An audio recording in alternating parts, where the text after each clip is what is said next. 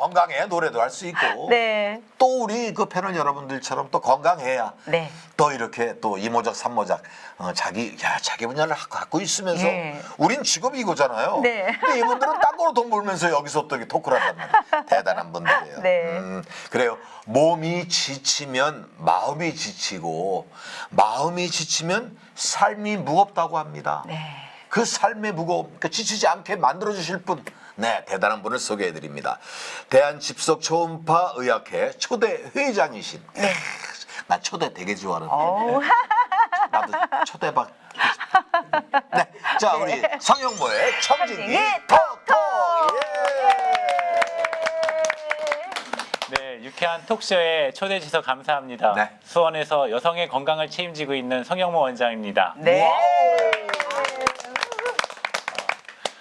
오늘은 이제 여성들에 있어서 질환을 살펴보는데요. 네. 네. 그 간단한 질환들 중에서 삶의 불편을 엄청나게 많이 주는 질환들이 몇 개가 있어요.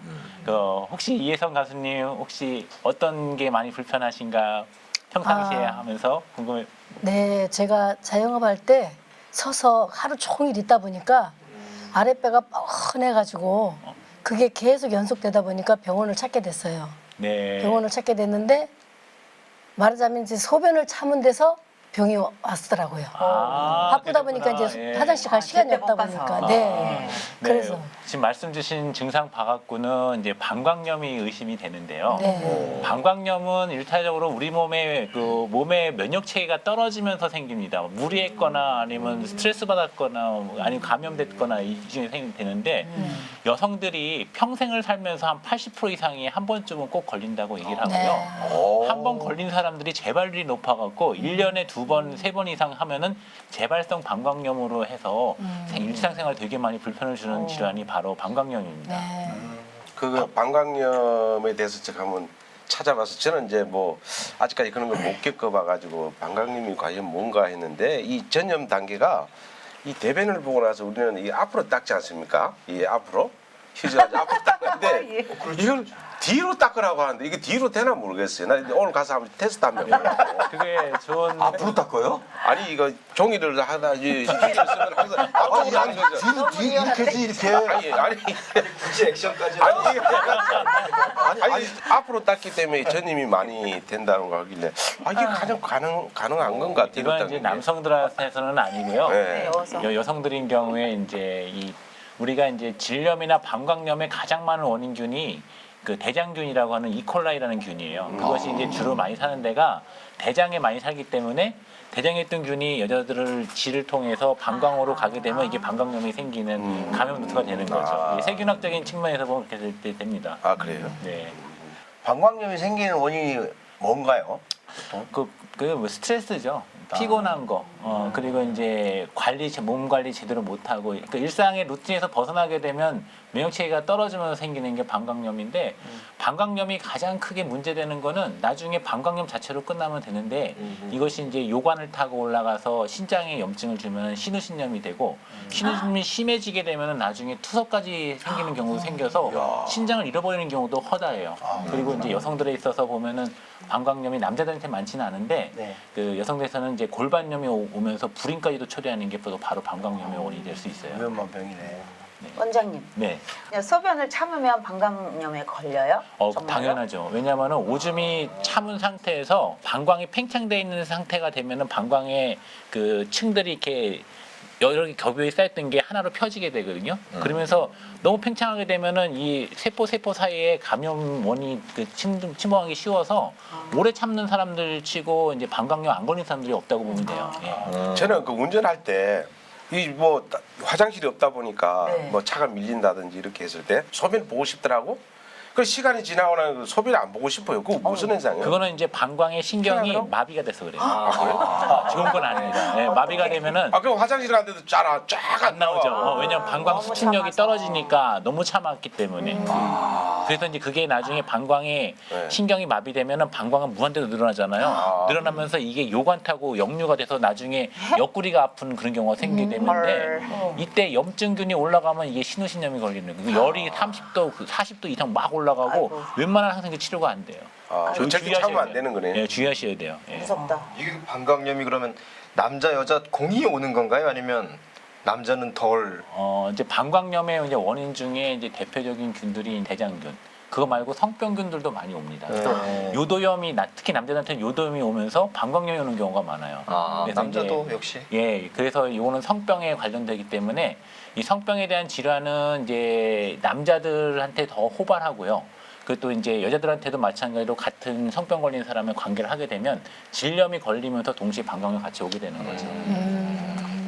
근데 여성들한테서 한 5배 이상 많다고 보면 되고 그리고 이제 한 20대, 30대에서 한두 번 경험 시작한다고 얘기했다가 합니다. 균이 또 있다고 그러더라고요. 네. 여성들의 질에. 네. 그 균하고도 관계 있나요? 여성들의 원래 균이 있는데 그 정상적으로 면역력이 좋은 여성들 같은 경우에는 웬만한 균이 들어와도 전혀 문제가 되지 않아요. 근데 이제 몸이 피곤하거나 상태가 안 좋았을 때, 컨디션 안 좋을 때는. 그때 이제 우리 몸에 좋은 유익한 균들이 다 망가지는 그런 상황에서는 방광염이 걸리기 쉽죠. 그럼 방광염 검사 같은 건 어떻게 해서 진행되는 건가요? 간단해요. 소변 간단하니까. 검사만 해보면 금방 나옵니다. 아, 소변 검사로? 소변 검사 하고 또 이제 우리가 무증상 그 세균류라는 게 있는데 네. 그런 경우에는 소변 검사는 정상인데 난 불편해. 이런 경우에 초음파를 보면 방광 내벽이 찢어져 있어요. 그런 경우에는 다시 또 치료해서 약을 써야 됩니다. 아, 그렇구나. 그 소변 볼 때 보면 어떤 데는 이 깨끗하게 맑게 보이는데 어떤 데는 노랗게 보이는 경우가 있는데 그거는 이제 먹는 음식에 따라 달라지는 겁니다. 그거는 수분 제가 대신 사과드리겠습니다. 음식에 따라서 비타민 제제를 갖다가 많이 먹게 되면 노랗게 나오고요. 맞아요. 그리고 이제 음식 중에서도 이제 그렇게 그 비타민 종류가 많은 음식을 갖다 먹게 되면은 그런 경우도 많이 생깁니다. 아 그래요? 방광염이 걸렸을 때 그럼 치료 뭐 약물 치료를 치료는- 하나요? 아니면 뭐 근데 제일 중요한 거는 일상 루틴을 지키는 게 제일 중요하고 증상이 나타났다면 무조건 약물 치료를 해야 됩니다. 약물. 그리고 이제 원인이 뭔지를 갖다 찾아서 그 원인을 갖다가 이제 제거를 갖다 해주면은 이제 방광염은 이제 완전하게 치료가 됩니다.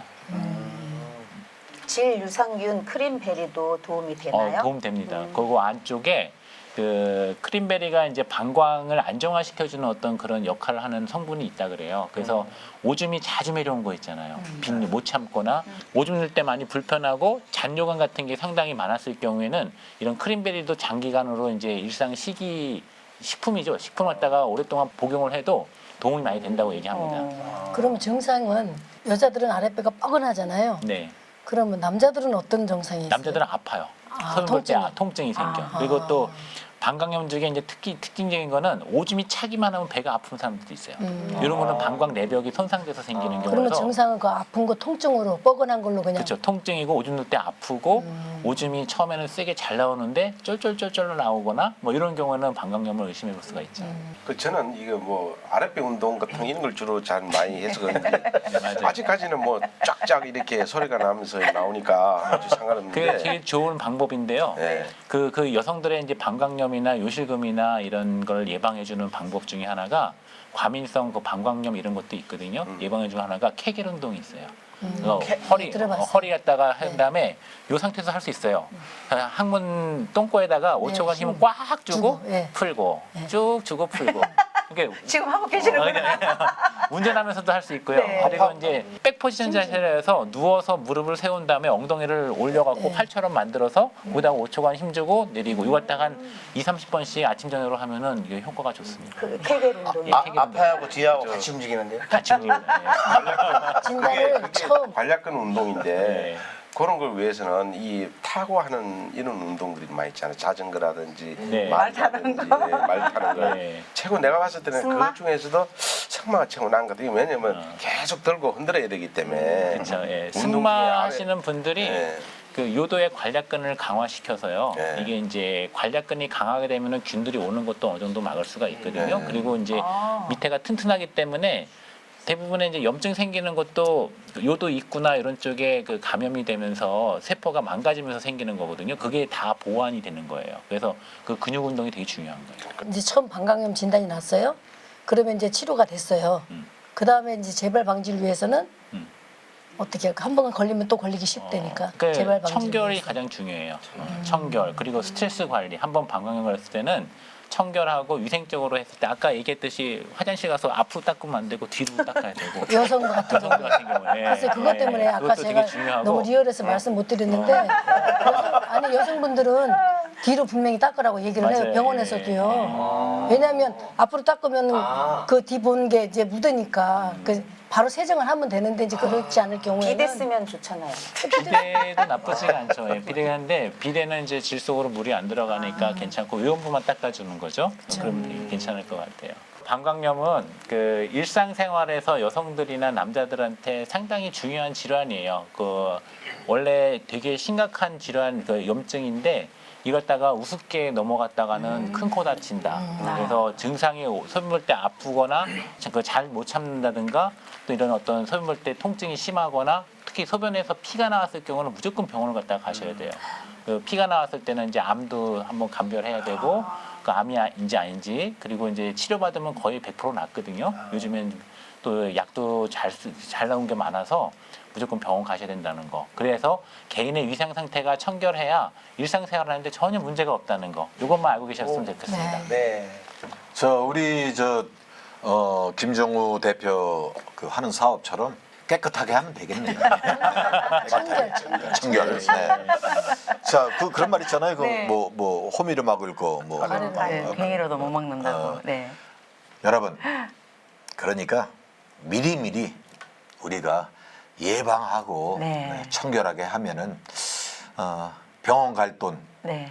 우리는 행복하지만 또 한 번은 또 덜 벌겠죠. 네. 자, 우리 성형모 원장님이 돈을 덜 버는 그날까지 네. 성형모의 청진기 톡톡은 계속됩니다. 네, 박수! 예!